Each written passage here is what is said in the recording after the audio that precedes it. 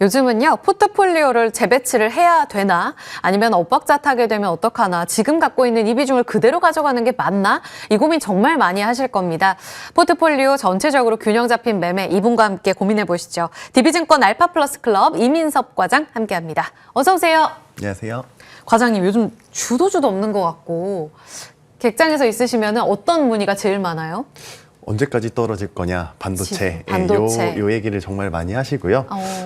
그래서 오늘도 말씀드릴 게 제가 이제 지지난주에 방송을 나오고 나서 그때 말씀드렸었던 게 이제 금리 인하 이후에 좀 호재성 멘트들이 별로 없고 리스크 부분들이 좀 더 많이 있기 때문에 현금을 좀 찾을 필요가 있겠다라고 말씀을 드렸는데 제가 지난주 이제 안 나오고 나서 2주 만에 나오면서 이러한 부분들이 조금 이제 우려가 됐었던 게 나왔었던 부분이 있고요.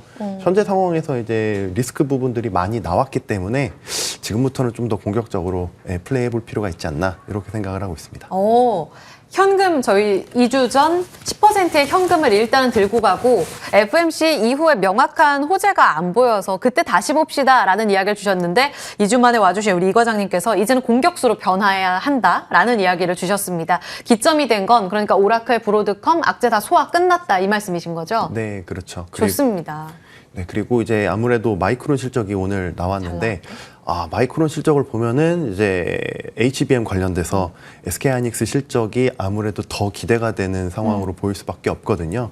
이러한 부분들 때문이라도 지금까지 눌려왔었던 시황상으로 봤을 때 SK하이닉스 충분히 이제 상승할 가능성이 있겠다 이렇게 말씀드리면 좋을 것 같습니다. 그러면 저희 포트폴리오 전략을 잠깐 짚고 다시 반도체 질문을 좀 드려봐야 될 것 같아요. 뭐가 변했는지 어느 쪽을 공격적으로 담아야 될지 포트폴리오 변화부터 확인하겠습니다. 현금 10% 있었거든요. 그리고 바뀐 게 반도체가 2주 전 50%였었어요. 그런데 비중 줄였습니다. 40% 줄였고 비중을 어느 쪽으로 늘렸나 봤더니 지금 바이오와 로봇이 눈에 띕니다. 바이오는 15%에서 20으로 비중을 늘렸고 5% 편입했던 로봇을 15% 늘린 것도 눈에 띄고요. 원전도 10%로 비중 늘렸습니다. 궁금한 게 일단 너무 많은데 반도체 좋다면서요. 마이크론도 좋은데 왜 비중이 줄어들었을까요, 과장님? 우선은 비중이 줄었다라는 표현은 이제 반도체 종목을 좀 집중해서 투자한다라고 보시면 될 것 같고요. 반도체 이제 소부장 이런 종목들 대신에 SK하이닉스나 삼성전자 중심으로 종목 비중을 좀 늘려가는 방향으로 보시면 될 것 같습니다. 그러면 저 궁금한 게 일단은 지금 IT 투톱이 엇갈리게 나오는 것만 보더라도 반도체가 마이크론 실적 보고 같이 강하진 않구나 이 생각을 분명히 하실 거예요. 그런데 지금 긍정적으로 보면서 핵심 종목으로 압축하는 전략은 유효하다고 하셨는데 그러면 오늘 시세가 말해주는 하이닉스 쪽으로 좁혀가야 되는 거예요? 네, 우선은 마이크론이랑 가장 비슷한 종목이 SK 하이닉스일 거고요. 근데 이제 일단은 오늘 실적은 이제 과거에 이제 HBM이 얼마나 많이 팔렸는지를 이제 보여주는 실적일 건데 이러한 부분들을 봤을 때 SK하이닉스 실적 분명히 좋게 나오겠다라는 부분으로 좀 반증이 될 수 있을 것 같아요.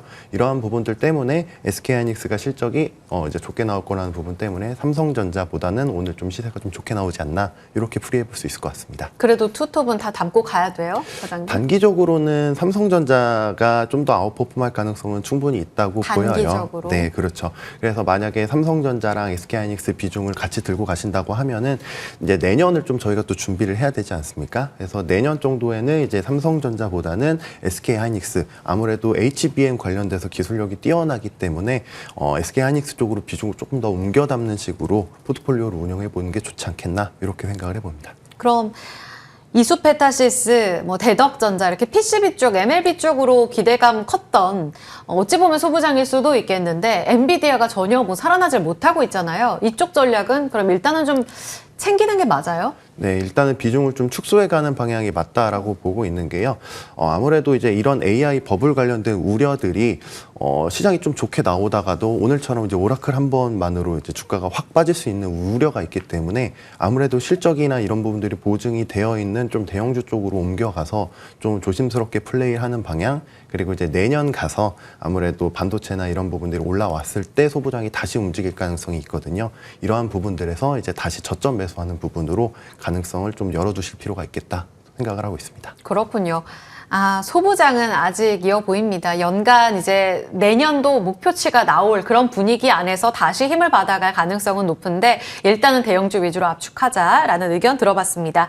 그러면 바이오 가볼게요. 지금 20%로 비중 확대하셨는데 사실 바이오를 하반기인데 가장 기대주로 과장님께서 주목을 하셨단 말이에요. 근데 최근에 일단 고점까지 올라온 몇몇 대장 종목들을 챙기고 지금 다시 비중이 늘어났습니다. 시각이 바뀐 핵심 포인트는 일단 뭐예요?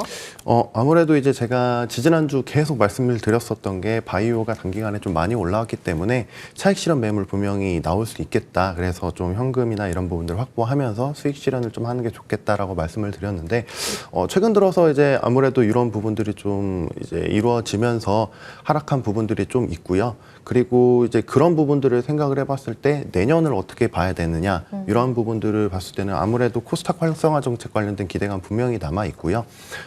그리고 이제 내년 상반기까지도 아무래도 에로나 이런 기술적으로 이제 올라갈 수 있는 부분들이 충분히 룸이 남아 있기 때문에 이렇게 한번 조정이 나왔을 때는 다시 한번 비중을 늘려가는 부분이 좋다라고 생각을 하고 있고 2026년 크게 봤을 때는 반도체 그리고 이제 바이오가 두 개의 축으로 움직일 가능성이 너무 높아 보인다. 이러한 부분들 때문에 좀 밝은 뷰는 좀 유지할 필요가 있겠다. 이렇게 말씀을 드리고 싶습니다. 그런데 기존에 갖고 계셔서 기분 좋게 챙긴 종목들은 대표 코스닥의 실적 높은 종목들이었단 말이에요. 그렇죠. 뭐 알테오젠, ABL 바이오, 리가켄 바이오도 마찬가지고 여기서 줄였는데 이번 최근 바이오가 다시 또 바톤을 잡고 달리는 건 신규주들 중심으로도 달리고 있지 않습니까? 그렇죠. 뭔가 이 수급 이동에 대해서 과장님도 다른 뷰로 종목들을 다르게 담아야 된다고 보시는지요?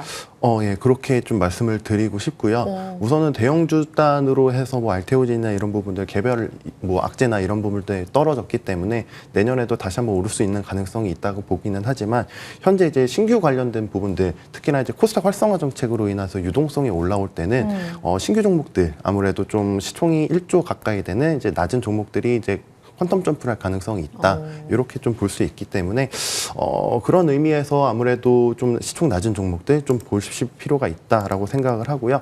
오늘 좀 간단하게 말씀드릴 종목 같은 경우는 프로티나라는 종목인데요. 네, 신약 물질을 좀 찾을 때 빅데이터를 활용하는 부분들에 있어서 좀 네. 강세를 보이는 기업이거든요. 아무래도 이제 AI 시대 관련된 부분에 이제 알맞는 종목이라고도 볼 수 있겠는데요. 아무래도 이제 최대한 정확하고 빠르게 단백질 상호작용 관련된 빅데이터가 있어야 되기 때문에 이러한 부분들 임상에서 사용하는 부분에 있어서는 프로티나가 앞으로도 좀 강점으로 가져갈 부분이 있다. 이렇게 말씀드릴 수 있을 것 같습니다. 프로티나, 그러니까 지금 시장이 굉장히 좋아하는 바이오와 유망한 AI 키워드를 지금 접목하잖아요. 좋은 거 알겠는데 지금 새내기주고 꾸준히 올라가면서 상장 이래 지금 11만 4천 원까지 도달됐던 가격 이력이 있습니다. 이틀 동안 빠지면서 지금은 10만 원 아래인데 지금요? 지금 들어가도 되는 자리인가요? 아무래도 수급상 붙은다고 하면은 그 이상으로 한 제가 봤을 때는 업사이드는 50% 이상 더 있다고 보고는 있거든요.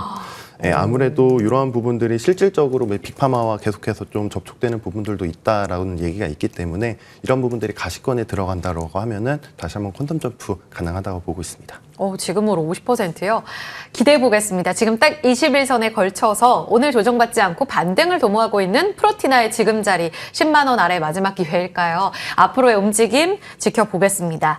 바이오, 이제는 탑픽이 바뀌었다. 이것이 오늘 또 핵심이었고요. 그러면 로봇 가보겠습니다. 사실 로봇 쪽에서도 최근 들어 수급이 집중되면서 이제는 봐야 할 섹터라고 시각을 바꿔주셨어요. 그리고 15%로 더 늘렸습니다. 이렇게 되면 거의 바이오와 막상막하의 비중인 건데 지금 그 정도로 로봇의 밸류를 높게 보시는 거예요, 과장님? 우선은 코스닥 전반적으로 내년에 성장할 가능성이 높다라고 보고 있는데요. 코스닥을 봤을 땐 크게 바이오, 그다음에 2차 전지 이런 부분들이 있을 수 있겠는데 시가총액 비중을 좀 늘려나갈 수 있는 섹터로는 2026년에는 바이오를 좀 꼽을 수 있지 않을까 생각을 하고 있습니다. 결국에는 이제 로봇도 AI와 연결이 되는 부분이고요. 결국엔 AI가 두뇌 학습을 마친다고 했을 때는 피지컬 AI라고 하죠. 실질적으로 연결이 돼야 되는 부분들이 있는데 이러한 부분들에 있어서는 로봇이 가장 이제 접점이 있는 부분들이 있어서 이러한 부분들은 내년에도 좀 주목해서 봐야 되지 않을까 말씀을 드리고 있습니다. 종목이 궁금한데 어떤 종목들 지금 더 담아야 된다고 보세요? 이제 지지난주 말씀드렸었던 게 SBB테크랑 그다음에 이제 HL 만도, 이제 현대 관련된 부분들, 계열사 부분들을 말씀을 드렸었고요. 이런 부분들 지금까지도 좀 유효하다고 보고 있습니다. 이후에는 이제 뭐 로보티즈나 그다음에 이제 클로봇 같은 종목들도 오늘 뭐 상승폭이 좀 있는 부분이 있기는 한데 최근에 좀 조정을 받았었던 부분에 있어서 오늘은 이제 2차 전지가 조금 떨어지면서 상대적으로 이제 강세를 보이는 부분들이거든요. 이런 종목들은 이제 앞으로 대세 상승이나 이런 부분들 기대하면서 모아갈 필요가 있겠다 말씀을 드리고 있습니다. HL 만도, SBB 테크 그리고 클로봇에 있어서도 추가적인 업사이드가 더 열려 있다 이 말씀이신 거죠? 네, 그렇죠. 그러면 지금 이 로봇주 안에서도 다시 한번 조정을 받고 다시 올라가는 쪽에 기회가 있다라고 말씀을 하셨는데 그러면 좀 부담스러운 쪽보다는 계속 최근 들어서 5일선 깨고 내려갔던 종목들 위주로 다시 비중을 늘릴 때라는 말씀이세요? 네, 아무래도 이제 트레이딩이 가능하시다고 하면은 위에서 샀다가 위에서 이제 팔았다가 아래에서 다시 사는 이런 플레이가 가능할 수 있는데 이런 부분들이 힘드시다라고 하면은 이제 아래에 있는 종목들을 계속해서 이제 모아가시는 방법, 이런 부분들은 충분히 가능하다 이렇게 보고 있습니다. 아래에 있는 종목이 별로 없는 것 같아서 질문을 드려봤습니다. 지금 HL 만도, SBB 테크, 클로봇, 로보티즈 보면은 다 살짝 5일선 깼다가 다시 오늘 양봉을 기록하고 있는 이런 분위기거든요. 여기서 긍정적으로 비중 확대 의견 제시해 주셨습니다. 로봇, 바이오, 그리고 반도체 안에 옥석 가리기. 오늘은 포트폴리오 어디에서 밸런스를 맞춰야 되나 여기에 키워드에 답이 있었던 것 같아요. 참고해 주시기 바랍니다. 이민섭 DB증권 알파플러스 클럽 과장과 함께하면서 저희 같이 인사드리도록 하겠습니다. 남은 시간도 성공투자 이어가세요. 고맙습니다.